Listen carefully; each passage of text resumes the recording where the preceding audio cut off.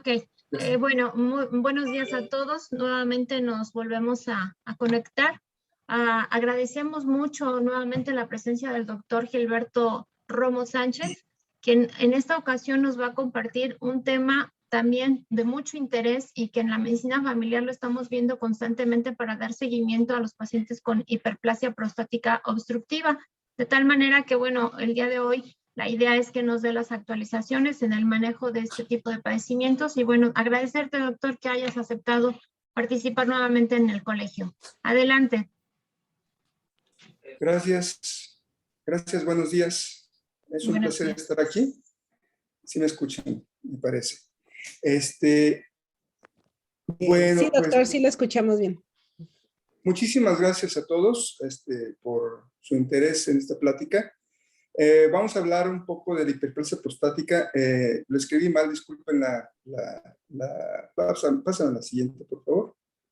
La hiperplasia prostática obstructiva es un tema muy amplio. Cada tema son subtemas que pues, en las reuniones del colegio de urólogos las analizamos y es todo un día de analizar solamente un tema, pero voy a tratar de abreviar las cosas y me gustaría, debido a estas plataformas, la posibilidad de preguntar cosas es un poquito más complicado, es menos interactivo, pero ténganse la tranquilidad de que yo voy a estar aquí para tratar de contestar todo lo que ustedes puedan, todo lo que yo pueda.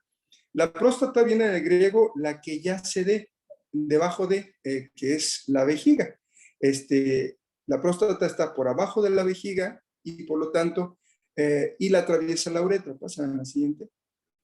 El crecimiento prostático se debe a que en la próstata hay 3 zonas histológicas. En la zona transicional, que es la que ven de azul, es la encargada de generar la hiperplasia prostática. Esta es la que crece en el 100% de los casos cuando hay una hiperplasia prostática benigna.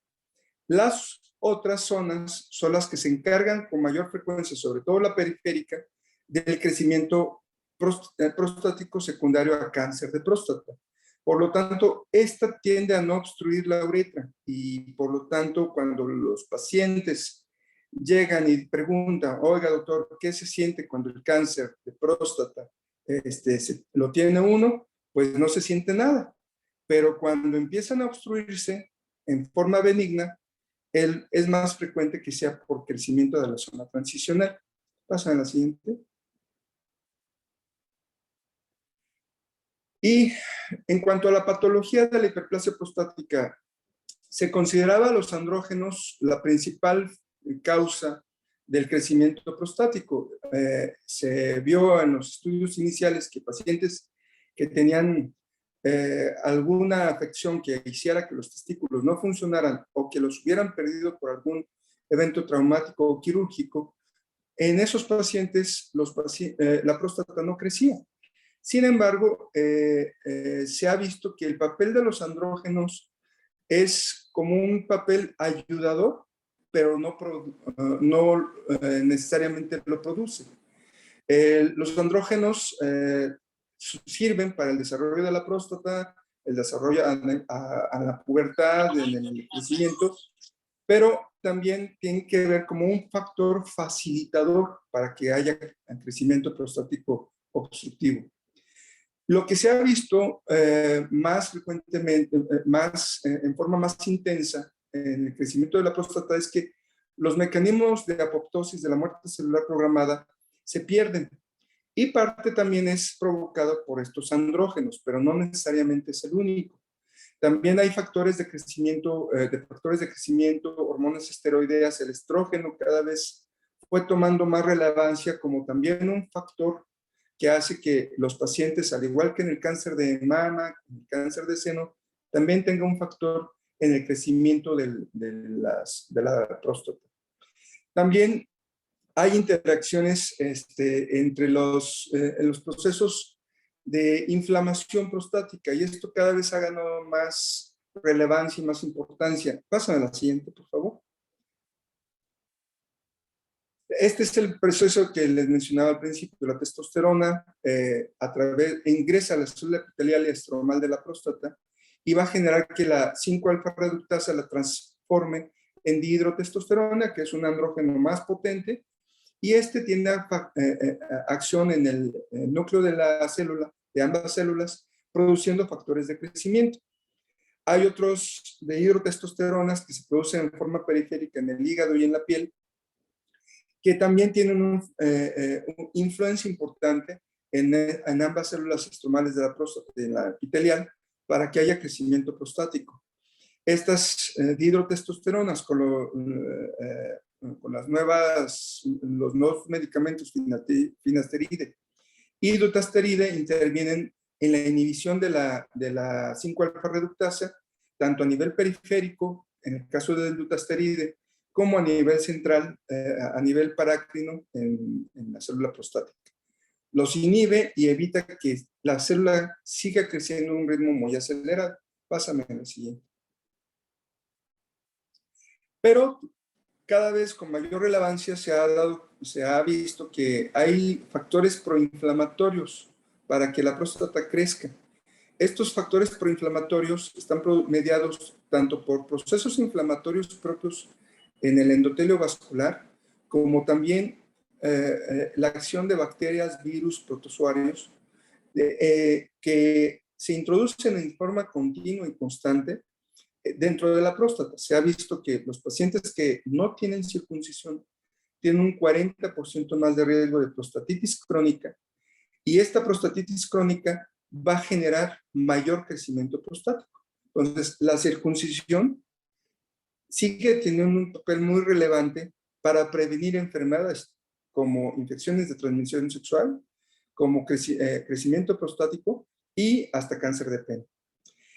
Este proceso inflamatorio va a producir liberación de interleucinas, la 4, la 6, la 8, la 13, y todas estas interleucinas van a producir hormonas proinflamatorias y que generan mayor crecimiento de las células endoteliales y epiteliales. Pasa a la siguiente, por favor.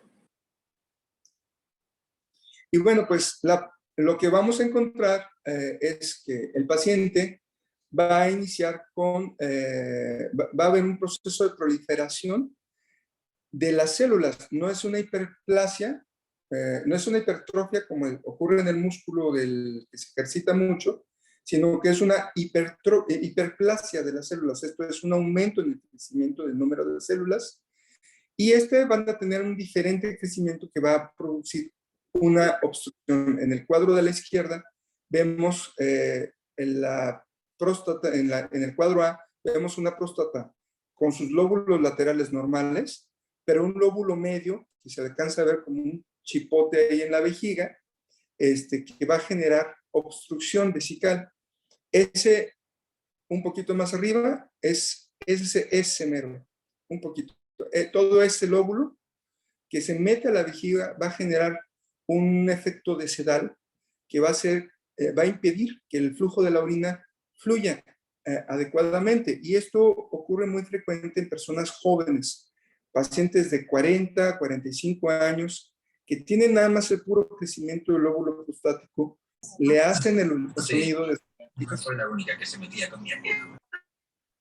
Le hacen ultrasonido de su vejiga y la próstata se observa normal. Sin embargo, tienen un lóbulo medio que puede variar de tamaño, pero la obstrucción puede ser muy severa, aún en lóbulos prostáticos severos, pequeños. En la A, en la C y en la D, por lo general son crecimientos de los lóbulos laterales. En la C se combinan tanto el crecimiento lateral como el del lóbulo medio. A diferencia del tumor, en la diapositiva del lado derecho, el tumor maligno de próstata por lo general inicia en la periferia y conforme va avanzando va obstruyendo la uretra. Y es por eso que cuando el paciente con cáncer de próstata llega con síntomas obstructivos urinarios, es muy probable que ya esté en una fase muy avanzada de la enfermedad, y es muy probable que este paciente no se pueda beneficiar de la cirugía o de la radioterapia que tiende a ser curativa. Pásame la siguiente. Esta es una próstata que sacamos hace 2 semanas en la institución pública en donde trabajo. Eran una próstata de 300 gramos por ultrasonido que había en mi mano. Y esta próstata, como no contamos con la tecnología para este tamaño de próstatas, pues la tuvimos que realizar en forma abierta. Todavía se tiene que seguir usando la cirugía abierta, aunque es menor la proporción de casos, pero vean el gran crecimiento del tamaño de la próstata, que es provocada por todos estos factores. Pásame a la siguiente. Ya en cuanto a la patofisiología, pues bueno, crece la próstata, hay una hiperplasia del tejido estromal de la próstata, y esto va a generar una obstrucción del flujo de la salida de la vejiga.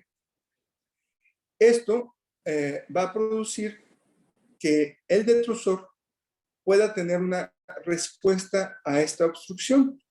Si la vejiga no puede sacar la orina, entonces los receptores del detrusor, que hay receptores químicos y mecánicos, van a responder con una mayor fuerza en la contracción de la vejiga, del detrusor, para permitir el flujo de salida de la orina. Si este detrusor compensa esa obstrucción, entonces el paciente va a tener poca sintomatología. También ocurre que el paciente puede tener pocos síntomas, sobre todo ahí en el cuadro de la respuesta del detrusor. A un lado tenemos la respuesta de los efectos del detrusor por la edad, los efectos de enfermedades neurogénicas como enfermedades desmielinizantes como la diabetes, mielopatías. También muy frecuentemente vemos pacientes con hipotiroidismo mal controlado que van a generar también una neuropatía y que van a deteriorar la respuesta del detrusor.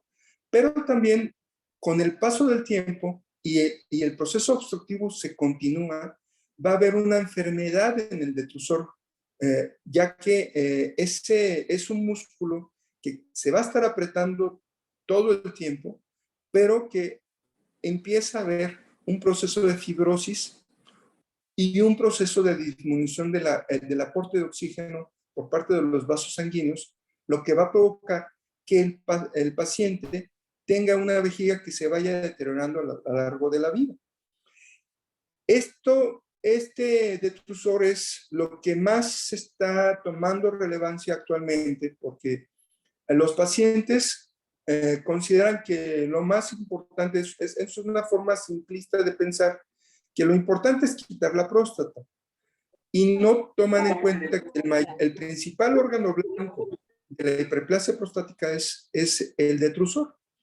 Y este es el que más se va a deteriorar y es el que nosotros como urólogos y como médicos generales tenemos que tratarle de preservar a nuestro paciente para que le dure toda su vida y le dure en forma adecuada para que tenga una buena calidad de vida. Esta respuesta va a producir o no síntomas urinarios.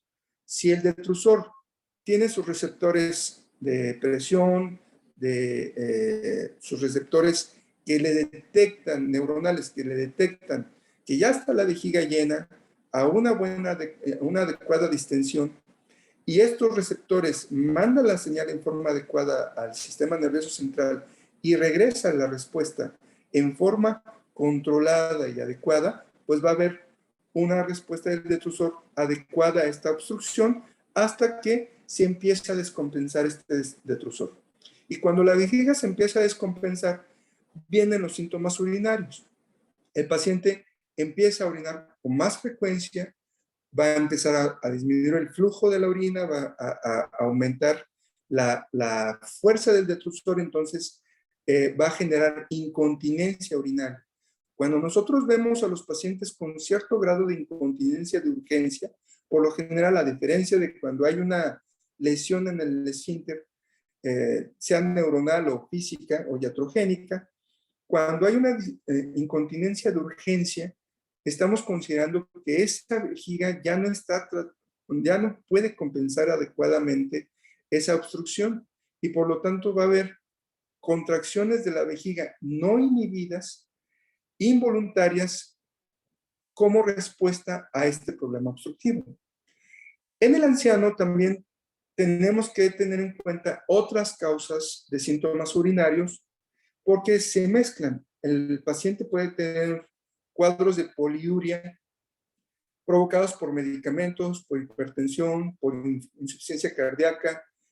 Actualmente, por ejemplo, ahora con el COVID, hemos visto que no está investigado, pero los pacientes que tienen una enfermedad, una hiperplasia prostática compensada con los medicamentos, después del COVID se descompensan y muy frecuentemente tenemos que operar a pacientes que previamente estaban estables, pero después del COVID se obstruyen. Y también lo que he visto es que más pacientes jóvenes que tenían un crecimiento prostático llegan con cuadros severos posterior al COVID.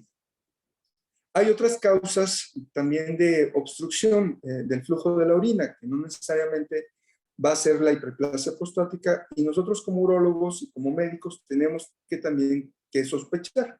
Pacientes que se les tuvo que colocar una sonda transuretral tienen un alto riesgo de estenosis de uretra. Pacientes que ya tuvieron cirugía previa, hay que sospechar que puedan tener también estenosis de uretra. Pacientes que llegan con sangrado importante, hay que pensar en crecimiento de tumores intravesicales o de la vía urinaria superior, que pueden generar sangrados muy importantes. Esto se tiene que tener en cuenta sobre todo si el paciente presenta disminución de su hemoglobina o presenta coágulos. Hay que sospechar tumores en vejiga.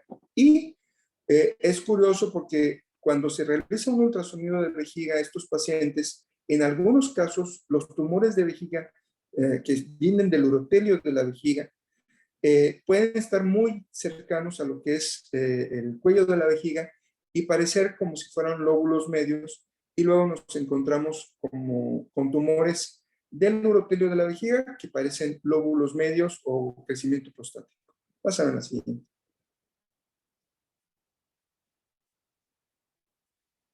El tamaño de la próstata va a aumentar conforme va avanzando la edad. Yo creo que les faltó México, porque pues aquí yo veo volúmenes prostáticos de 45 mililitros a lo largo de la vida en pacientes de 78, 70, 79 años, que no alcanzan los 50 gramos. Claro, este es un estudio que se realizó en 1990, pero pues si se hubieran dado una vuelta para México, se darían cuenta que aquí encontramos próstatas arriba de los 200 gramos y que ahora con el uso de tamsulosin y dutasteride o finasteride, el tamaño de las próstatas que encontramos, como el paciente está tomando el medicamento y está compensando su problema obstructivo, vemos pacientes que por lo general tienen próstatas por arriba de los 60 gramos. Antes del inicio de estos medicamentos, pues los pacientes con próstatas de entre los 25 y los 50 gramos ya se estaban operando.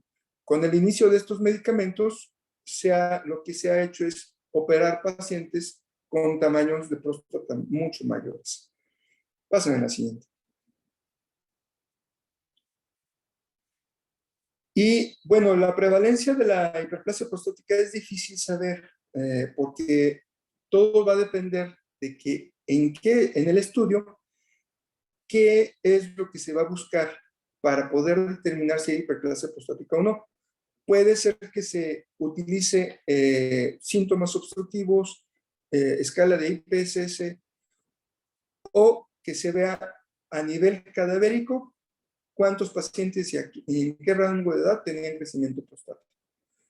Y pues este es el estudio más validado, en donde el grupo de Berry, a través de análisis de personas, de cadáveres, se le realizó la determinación de si tenían crecimiento prostático o no. Y se vio que antes de los 30 años es muy rara la prevalencia de la hiperplasia prostática. Es a partir de los 30 años cuando la curva se eleva en forma exponencial y prácticamente el 70 a 80% de los pacientes de 70 años van a tener un crecimiento prostático. Pero también estamos viendo pacientes que tal vez por el uso de irritantes, café, refresco, alcohol, tenemos pacientes ya con un crecimiento prostático a partir de los 40, 50 años. En este año de pandemia, he operado a 5 pacientes de menos de 50 años. Normalmente tratamos de operarlos después de los 50, pero en este año de pandemia hemos visto casos muy severos con cálculos en la vejiga, con obstrucciones severas, con lóbulos medios por lo general en ellos, que han requerido operación porque aún pueden presentarse con insuficiencia renal. Pasen a la siguiente, por favor. Entonces, los síntomas obstructivos, el problema es que no en todos se les presenta. Y por eso es que hay pacientes que tienen crecimiento prostático, pero no tienen síntomas obstructivos. Puede haber pacientes que tienen síntomas obstructivos y pueden ser severos, sin crecimiento prostático, o dato histopatológico de crecimiento histológico de hiperplasia prostática.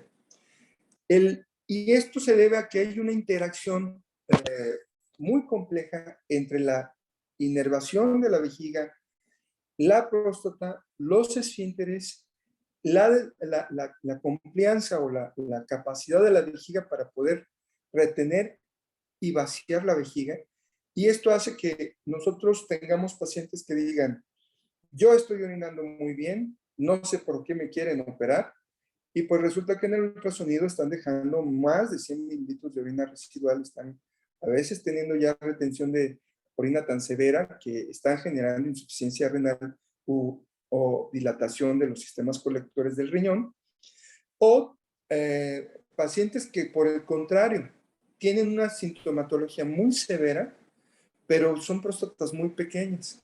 Lo vemos frecuentemente en forma empírica porque pues también está relacionado el estrés de los pacientes con el problema obstructivo. Mientras más adrenalina se libera, más obstrucción hay a nivel de la cápsula prostática, que es músculo liso que reacciona con la adrenalina, y pueden tener crecimientos prostáticos muy pequeños, próstatas de 25, 35 gramos, pero con un problema obstructivo muy severo. Este es uno de los pacientes que operé hace poco con pandemia, que tenía una próstata por ultrasonido de 25 gramos, sin lóbulo medio, con 5 cálculos en la vejiga, con una vejiga muy deteriorada, con trabeculación vesical grado 4, en donde el paciente tenía un problema neurogénico y tenía secuelas de parálisis cerebral infantil muy leves, pero que fueron importantes para producir esto. A este paciente se le tuvo que desobstruir, se le tuvo que operar, tenía un lóbulo, en sí no era ni siquiera un lóbulo, era una barra media muy alta, y al operarlo de la próstata mejoró mucho su sintomatología. Pásame la siguiente. Barra media alta es como un lóbulo medio, pero apenas iniciando. ¿Qué pruebas diagnósticas? Y esto ya compete a la acción de los médicos generales. Bueno, pues de inicio una historia clínica, eso es lo más importante de todo, pero ya para no ahondar más en eso, se ha utilizado en cuestionarios ya validados por la Sociedad Americana de Urología y la Europea de Urología, que es el cuestionario IPSS, en la cual nosotros a través de un cuestionario podemos dárselo directamente al paciente y el paciente lo llena, y ese cuestionario nos puede decir qué tan importantes son sus síntomas y qué tan importantes son estos síntomas para su vida.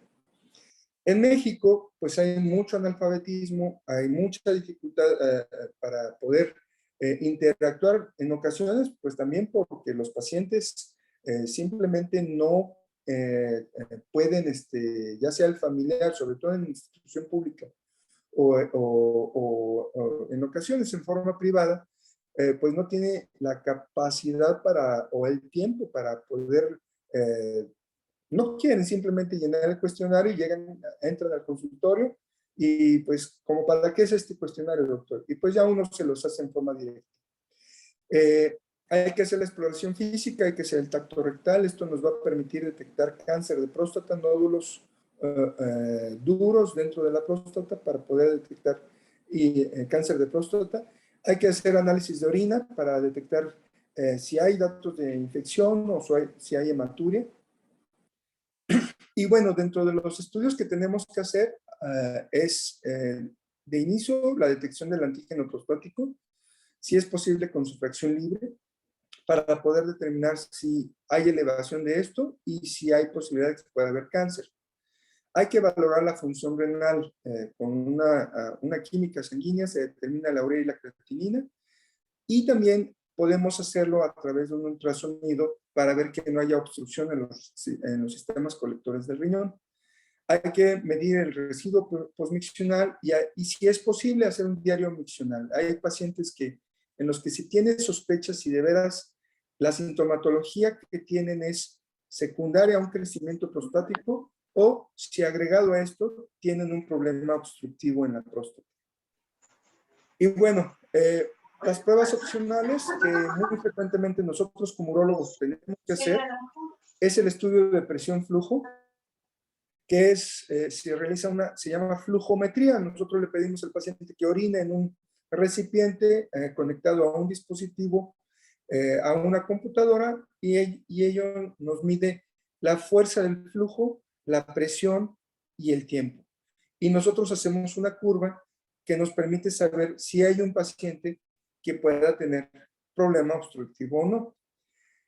También es el ultrasonido, por lo general yo les solicito que hagan ultrasonidos transabdominales. La ecografía transrectal, déjensela por favor al urólogo, y esa normalmente la hacemos previo a la biopsia. No es indispensable, no es necesario para la evaluación del paciente que tiene problema obstructivo por la próstata. Solamente un ultrasonido transabdominal que prácticamente está al alcance de todos es más que suficiente. Y bueno, en algunos casos, sobre todo cuando sospechamos tumores de la vía urinaria superior, tal vez necesitemos estudios contrastados. Ya actualmente la urografía se ha ido desplazando por la tomografía intravenosa, con contraste intravenoso, y eso nos da una mejor definición que la urografía escritora. Y en esos pacientes que sospechamos que pudiera tener algún problema neurológico agregado al crecimiento prostático o tumores de la vía urinaria superior, tenemos que hacer endoscopías. Pasen a la siguiente.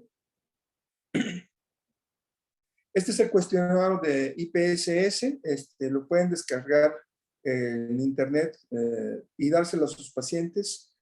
Yo se los recomiendo que se los den a los pacientes por arriba de los 60 años, o a partir de los 50 años, perdón, y ellos nos pueden decir, sobre todo en la consulta general, van por la hipertensión, y resulta que el paciente por pena no dice que ya tiene un problema obstructivo prostático, y sobre todo cuando van acompañados por sus hijos, pues no lo quieren mencionar, hasta que ya están en las últimas. Pásenme la siguiente.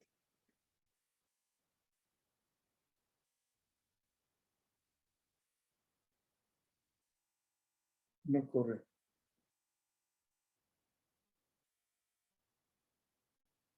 Ahí está. Bueno, lo que les mencionaba, el tacto rectal, un solo dedo, no dos, no es tacto vaginal, un solo dedo. El paciente en la posición como está el simulador es la adecuada. El paciente le piden que se agache, ustedes le muestran cómo agacharse y cómo apoyarse en la mesa. Eso le da confianza al paciente y sabe de qué se tratan, se ahorran muchas palabras. Ustedes se inclinan y le dicen pónganse en esta posición sobre la mesa, se baja su calzón y su pantalón, frecuentemente nada más se bajan el pantalón y no el calzón, hay que darles confianza. hay que ponerles una mano en el hombro y hacerle el tacto rectal con la mano de su elección. Si en el tacto rectal ustedes sienten que la próstata se siente como su región tenar sin contracción, es una próstata sana y esa próstata se considera que no tiene tumores. Si ustedes aprietan la región tenar, esto puede ser cáncer o crecimiento prostático. Por lo general, sí se siente el crecimiento prostático benigno, pero si ustedes se sienten la dureza como el hueso, es muy probable que pueda haber una tumoración y hay que enviarlo con el urólogo con este puro hallazgo. Pásame la siguiente. Y bueno, estos son los diagnósticos diferenciales por los que tenemos que hacer cuando el paciente llega a la consulta. Puede haber una hipertrofia del cuello vesical, son cuellos en donde el músculo del cuello de la vejiga está muy cerrado, como ocurrió con este paciente. Tenía una barra media muy alta, estaba hiperplásico. A ese paciente lo operamos y le estuvimos dando tamsulosinina durante 6 meses para que el cuello de la vejiga no se cerrara tan fácilmente. Estenosis de uretra, detrusor hipocontráctil, hiperreflexia del detrusor. En el detrusor hipocontráctil o hipotónico, el paciente llega con poca sintomatología.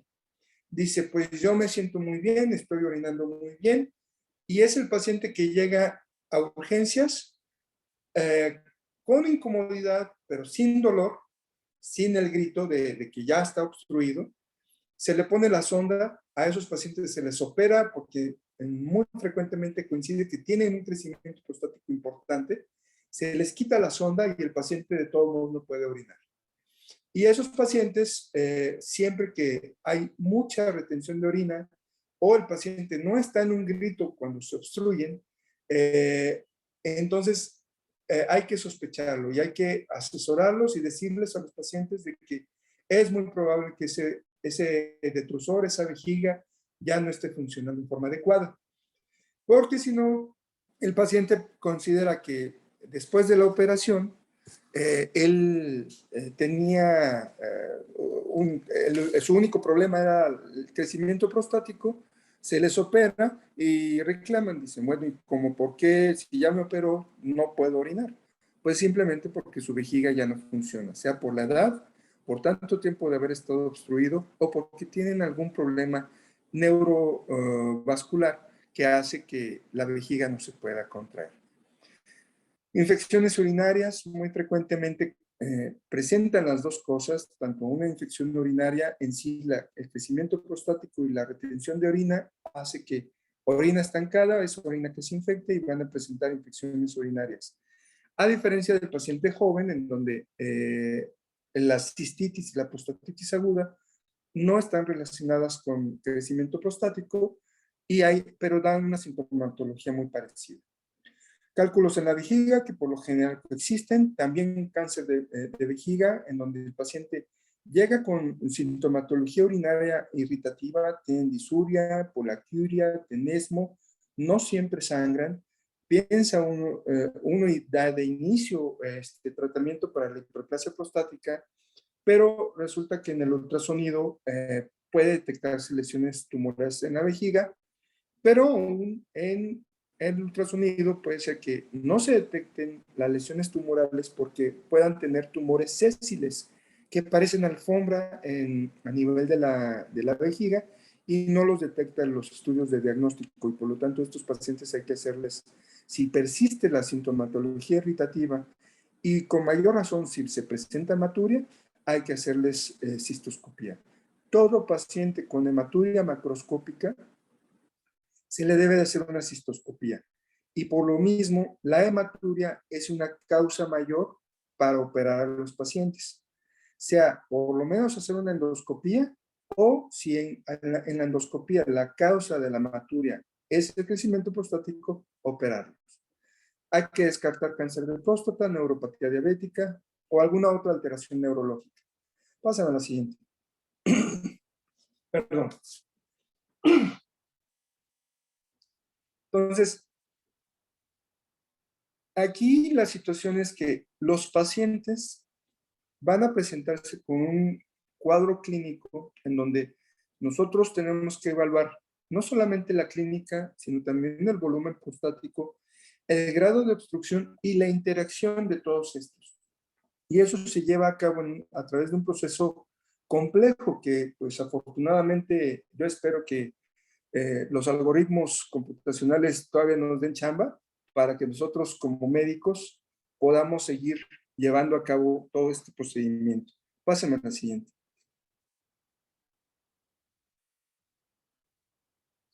Y esta tabla es un algoritmo ya validado y es el manejo básico de los pacientes que tienen síntomas obstructivos urinarios. Y esto es muy importante para ustedes. El paciente que llega con una historia clínica, ya se le hizo, tiene sus síntomas, ya se hizo su tacto rectal, se le hace su antígeno prostático, su análisis de orina y su una carta, un esquema de cómo está orinando y qué tanto vacía. Entonces, si el paciente tiene poca sintomatología, al lado izquierdo, si el paciente tiene poca sintomatología y no tiene problemas obstructivos severos, entonces el paciente puede nada más vigilarse. Pero en caso de que se presente un tacto rectal sospechoso, tenga sangrado, tenga el antígeno prostático elevado, tenga dolor, tenga infección, tenga una vejiga palpable o una enfermedad neurológica como diabetes, enfermedades desmielinizantes, hipotiroidismo, hay que enviarlo al urólogo. Entonces, esto es muy importante detectar las causas mayores por las cuales tenemos que sospechar que este paciente no se va a beneficiar, se puede beneficiar con el tratamiento médico que ustedes le pueden proporcionar de inicio, pero hay que enviarle al urólogo. En caso de que el paciente tenga sintomatología importante, pues bueno, hay que descartar si el paciente tiene aparte un problema de poliuria. Y si lo hay, modificar tal vez el diurético para que se lo tome durante la mañana en vez de la noche y pueda dormir un poquito más el paciente, reducir la ingesta de líquidos. Y en caso de que no tenga poliuria, bueno, pues entonces podemos iniciar el tratamiento médico. Siempre hay que iniciar con las medidas higiénico-dietéticas. Es quitar café, refresco, picante, alcohol. Tés muy fuertes como la canela, prácticamente cualquier té va a tener cafeína. Y esta cafeína va a actuar a nivel prostático en la interregulación de las prostaglandinas y va a generar mayor efecto inflamatorio y posiblemente mayor efecto en el crecimiento de la próstata. Si el paciente tiene mejoría de los síntomas y ya se descartó que no tenga un problema obstructivo con un ultrasonido de su vejiga, se puede continuar con el tratamiento. Pero si no, hay que mandarlo con el urólogo. Pasen a la siguiente. Y bueno, pues estos son los medicamentos que ustedes ya conocen. El papá de todos es, el abuelo de todos es la fenoxibenzamina, después llegó el prazosin, la alfuzoxina, la terazocina, doxazocina y la alfuzoxina de liberación prolongada. Actualmente, las que más utilizamos son los tipos, los más supraselectivos, como es la tamsulusina, y todavía no hay en el mercado mexicano, aunque ya desde hace mucho tiempo hay siladocina en el mercado europeo y americano. La siladocina se ha visto que tiene menos efectos secundarios de mareo, hipotensión ortostática y congestión nasal que la tamsulusina. Pero la tamsulusina sigue siendo el pilar fundamental del manejo médico.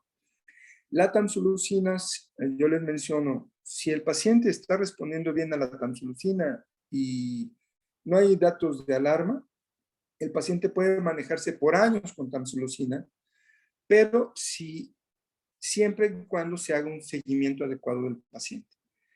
Si el paciente en algún momento aumenta sintomatología, presenta infección, sangrado, cálculos o retención importante de la orina o elevación del antígeno prostático, son indicaciones para operarlos. Si el paciente ya tiene, pásame a la siguiente, si el paciente, el paciente no es suficiente la tamsulosin, se puede agregar finasteride o dutasteride. Estos dos medicamentos, finasteride y dutasteride, están en el área de los medicamentos supresores de andrógenos. Vamos a generar un bloqueo androgénico en cierto grado con el paciente. Este bloqueo androgénico, pásame a la siguiente, no está exento de problemas inflamatorios. Regrésate a la siguiente, por favor. No está exento de efectos secundarios. Y yo lo que les recomiendo a todos los médicos que inician tratamiento es no se metan con finasteride, dutasteride. Este medicamento ya hace un año por COFEPRIS se consideró como medicamento de alto riesgo porque el paciente puede cursar a largo plazo con disfunción eréctil, problemas de libido, y se ha visto, aunque con letras chiquitas, lo ponen muy, muy pequeñitas, problemas de la disminución de la capacidad cognitiva del paciente. Es un medicamento seguro y se ha visto que este medicamento, tanto la finasterida como el dutasteride, intervienen en la progresión del problema obstructivo de la enfermedad. No mejora el flujo urinario, no mejora la calidad de la micción, pero sí evita que el paciente se obstruya. Y este medicamento, sobre todo, lo damos como a pacientes que ya fracasó la tamsulosin, que tienen sintomatología obstructiva importante y que el cardiólogo o el internista nos dice, este paciente no se puede operar. Bueno, pues le damos finasteride para que trate de estar el mayor tiempo posible sin sonda.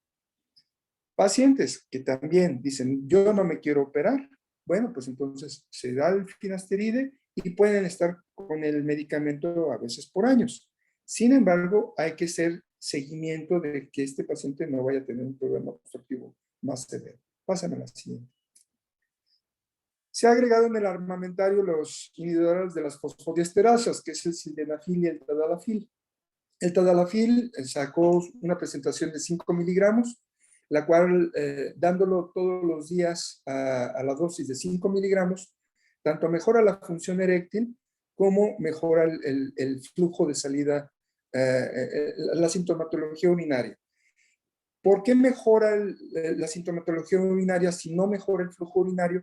Se ha visto que mejora la circulación sanguínea a nivel del detrusor, y esto tiene un beneficio sinérgico con los alfa-bloqueadores en los síntomas urinarios. Entonces, el paciente, al tomar sildenafil o tadalafil en forma continua, por lo general va a tener una mejoría en sus síntomas prostáticos, aunque no mejore el flujo urinario como sí lo hace la tamsulosin. Hay que tener especial cuidado al dar mezcla de estos medicamentos, tanto tamsulosin como tadalafil, porque pueden presentar hipotensión más frecuentemente. Tamsulosin también tiene un efecto secundario que hay que tener en cuenta. Pacientes que tienen arritmia cardíaca, elevación en el intervalo QT, puede agravárselo. Entonces, pacientes que tienen arritmia cardíaca no detectada, se le da tamsulosin y el paciente empieza a tener mareo, cefalea importante o palpitaciones, puede ser que ese paciente tenga una arritmia no detectada. También, poco conocido, pero muy importante, tadalafil en pacientes que tienen glaucoma de ángulo cerrado, les puede agravar el glaucoma. O glaucoma de ángulo abierto de difícil control, al darle tamsulosin, nosotros podemos provocar una iatrogenia y generar un daño en el nervio óptico y producir mayor glaucoma. Entonces, pacientes con glaucoma hay que estar en comunicación con el oftalmólogo para ver si el paciente puede recibir o no el tratamiento de la tamsulosina. Si tienen un muy buen control del glaucoma y tienen un glaucoma de ángulo abierto, puede prescribirse con cuidado, pero el paciente, cuando se le informa que puede generar estos problemas, por lo general prefiere no tomarlo y se va directamente a finasteride o a la cirugía. Pasan a la siguiente. Y bueno,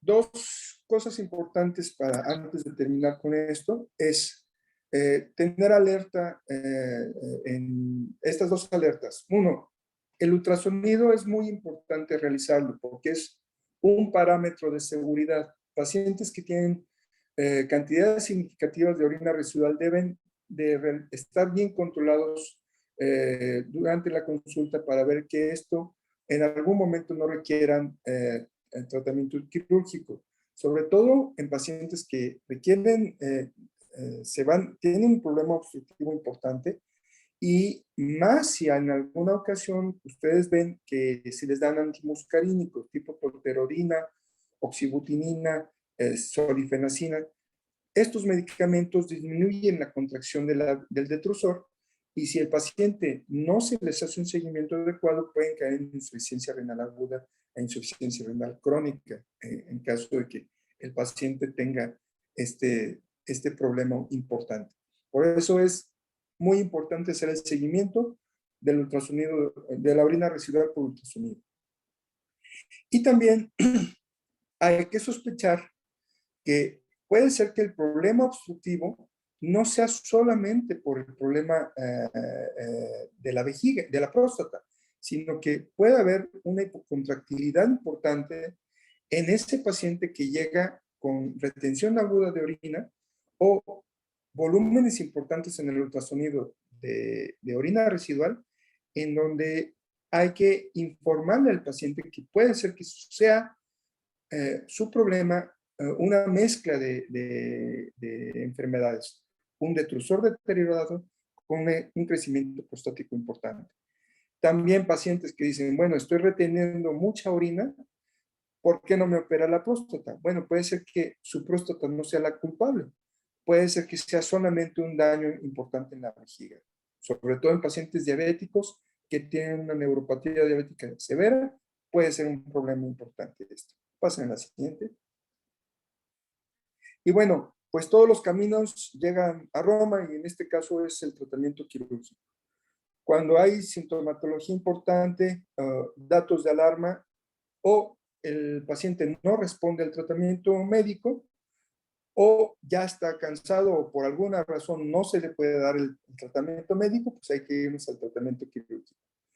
Prácticamente todos los pacientes que inician con tratamiento médico tienen una indicación relativa menor para operarse. Tarde que temprano es muy probable que se tengan que operar si siguen viviendo.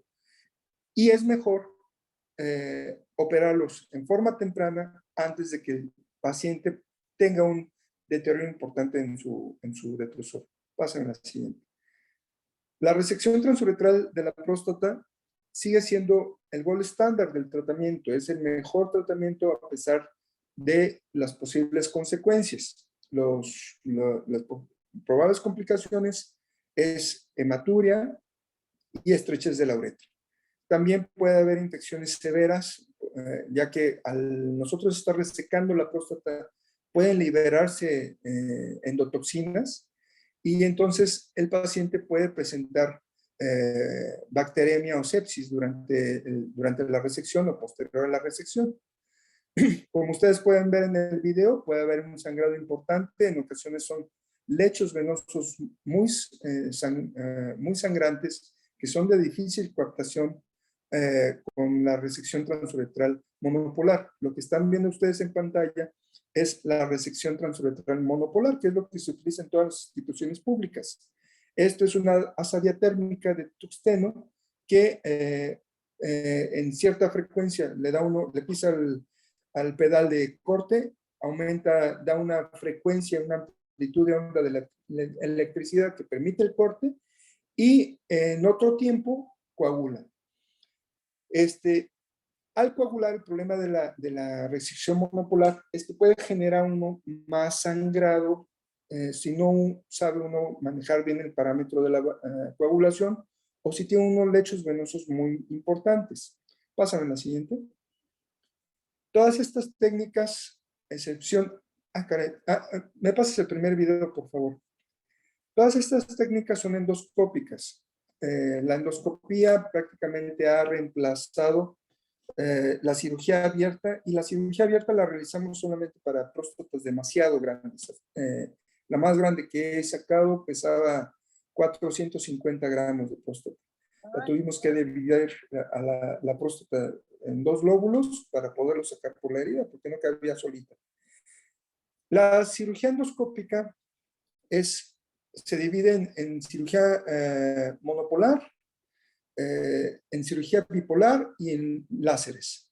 Esta que estamos viendo es una resección transuretral monopolar. En el fondo tenemos la vejiga y hacia atrás está la uretra.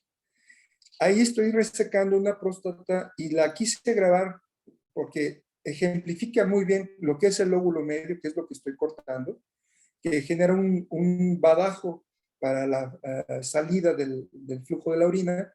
Esta es una próstata que prácticamente no sangra. Quisiera uno que en las instituciones públicas todas fueran así, porque pues, son fáciles de resecar y prácticamente no tienen sangrado durante la operación. Pásame el siguiente video. Pero tiene varios inconvenientes la cirugía monopolar. Tienden a tener más sangrado, puede haber perforaciones y tiene un límite de tiempo, ya que el líquido que metemos es glicina.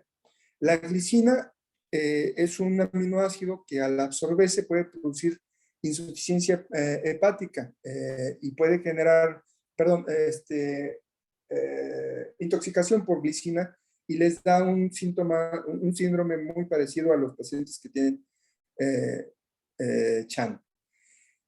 Esta cirugía monopolar tienen que traer la sonda por más tiempo, en promedio de 3 a 7 días, sobre todo si hubo perforación o hay sangrado importante, se tiene que dejar por más tiempo la sonda, y estos inconvenientes hizo que se optara por buscar técnicas más eficientes y menos riesgosas. Y esto lo trajo el láser. El láser, que es la tecnología en el tiempo, digamos, que le sigue a la resección monopolar. Pásame el siguiente video, por favor. El láser, hay varios tipos. El primero que salió fue el láser de Olmio, el láser verde. Y el láser verde lo que hace es fulgurar o quemar el tejido prostático. No se puede tomar muestra para mandar a patología, y este puro hecho hizo que no fuera el tratamiento ideal para los pacientes. Creo que es el siguiente. A ver, córrelo un poquito. Entonces, el láser, sí, es el siguiente video. El láser de Olmio vino a sustituir al láser verde, y el láser de Olmio permite que se pueda quitar el adenoma prostático, y se quita entre el adenoma y la cáscara. Este es el láser. Es el láser, la tecnología láser, la gran desventaja es su costo. Es muy caro el uso del láser. Permite utilizar solución fisiológica, lo cual disminuye el riesgo de intoxicación en el paciente.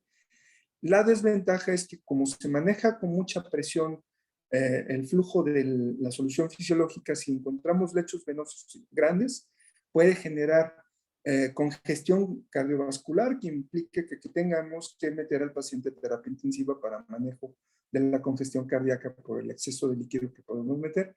Y esto ocurre sobre todo cuando, después de desprender los lóbulos y que caen a la vejiga, nosotros metemos un morcelador y tenemos que meter mucha presión para deshacer ese tejido prostático, y al deshacerlo puede haber mucha extravasación del líquido hacia el torrente circulatorio, lo que puede provocar congestión cardíaca. La otra desventaja también es que el láser puede generar perforaciones que son muy pequeñas comparadas con la resección transurtral monopolar y que tienden a tener más sangrado. Se crea después la otra tecnología, que es, ¿me pasas el video previo, por favor? En la tecnología bipolar permite que el paciente pueda tener, se pueda resecar. La técnica es muy parecida a la primera, que es con la que todos los urólogos aprendimos. Se hace una resección con un asa que tiene el positivo y el negativo en la misma asa, y esto genera un plasma. Este plasma es el que hace que se corte el tejido prostático y va cortando y coagulando vasos pequeños al mismo tiempo. Entonces, junto con el láser, podemos tener menos sangrado, podemos disminuir el riesgo de que se lesione la cápsula prostática y por lo tanto perforarla. Y al terminar la resección de la próstata, podemos coagular en forma bipolar, lo que permite un sellado de los vasos sanguíneos y que el paciente pueda tener menos sangrado posterior a la operación. Este es un caso complejo, si me lo puedes pasar de nuevo, en donde la próstata es muy obstructiva, tiene un lóbulo medio muy prominente, cuesta trabajo hasta desplazarse entre el tejido prostático. Lo que vemos en frente es el lóbulo medio, y al pasar a la vejiga, nosotros vemos el gran daño que tiene la vejiga por tanta obstrucción que ha tenido el paciente. Se ven obstrucciones, se ve la vejiga trabeculada como si estuviera rayada y se ven divertículos en el cuello de la vejiga.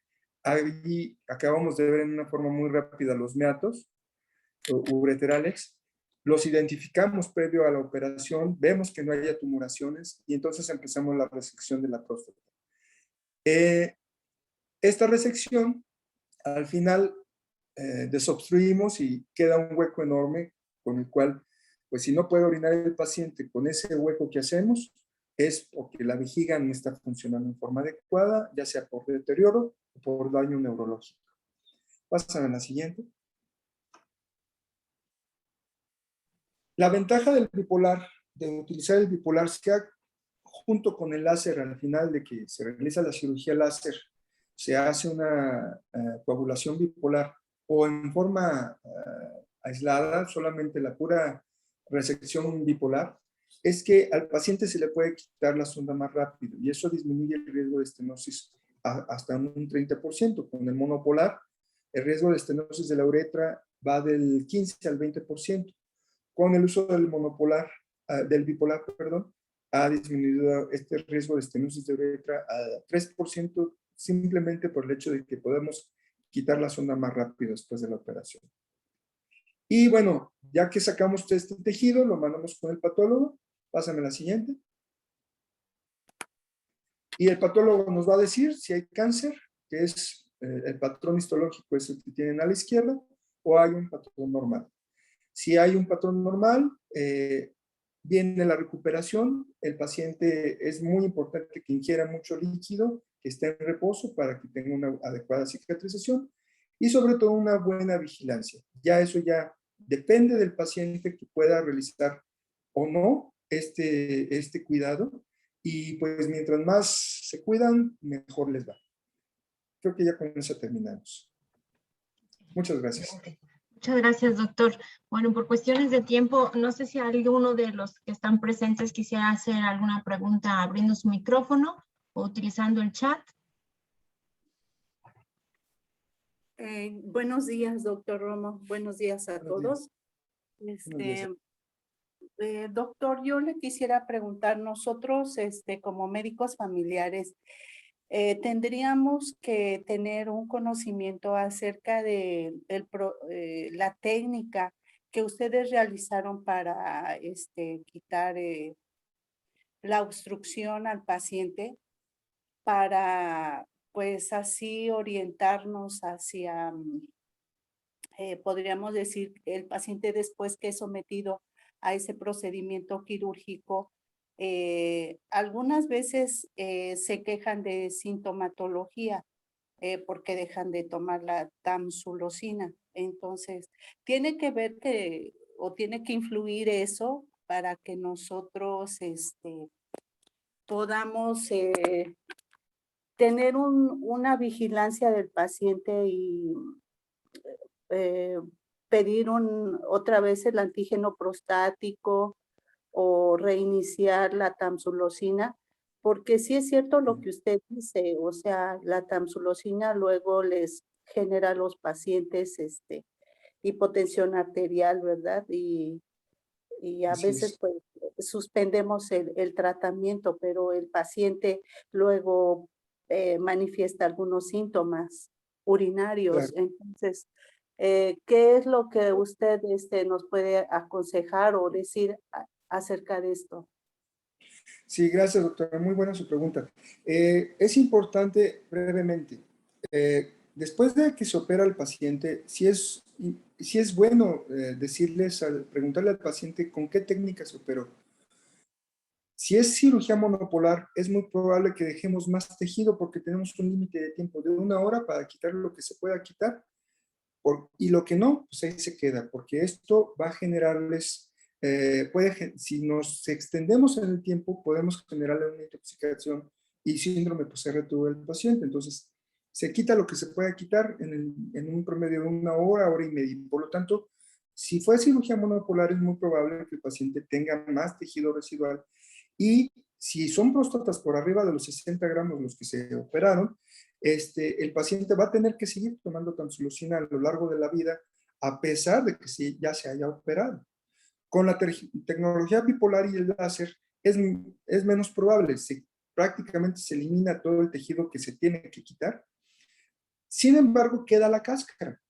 Y la cáscara de la próstata, la zona periférica, eso a partir de ahí puede crecer de nuevo la próstata, sea el adenoma, en promedio a 10 a 15 años con la tecnología bipolar y con el láser, pero puede ser tan rápido como en 1 año o 2 años si se utilizó cirugía monopolar y era una próstata muy grande. Y a partir de ahí también, de este tejido que queda residual, puede haber cáncer de próstata. Entonces, ustedes, como médicos generales, familiares, tienen que hacer seguimiento con el antígeno prostático año con año a todo lo largo de la vida. Solamente si el paciente se tuvo que realizar prostatectomía radical, ahí se quita todo. Pero si no se hizo prostatectomía radical, en donde es un paciente que se le diagnosticó ya cáncer, si se resecó el paciente, por ejemplo, se detectó el cáncer de próstata, entonces ellos, si están dentro del grupo de edad y no tienen comorbilidades, si son factibles de realizar la prostatectomía radical, se quita toda la próstata, junto con vesículas seminales y el seguimiento lo hace el urólogo. Pero si no hubo cáncer, entonces regresan con el médico familiar y ustedes tienen que seguir haciendo el seguimiento. Y pues ahí la tecnología monopolar en instituciones públicas es muy dependiente de qué tan difícil fue resecar a ese paciente de la próstata y el operador, el cirujano, el urólogo, qué tan hábil puede ser para resecar la próstata o no. Y esa variación puede hacer que pueda haber más o menos tejido. Y entonces ustedes se enfrentan al paciente que dice, oiga doctora, pero ya me operaron, ¿por qué me quiere dar de nuevo tamsulosina? Pues porque usted sigue teniendo sintomatología obstructiva y usted se tiene que seguir vigilando el antígeno prostático y se tiene que seguir tomando el medicamento. Por lo general, estos pacientes, en forma privada, pues yo ya desde hace mucho tiempo, yo ya no hago monopolar, desde hace más de 4 años, prácticamente la mayoría de los pacientes que no tienen recursos, los hacemos con bipolar y es una muy gran ventaja para estos pacientes.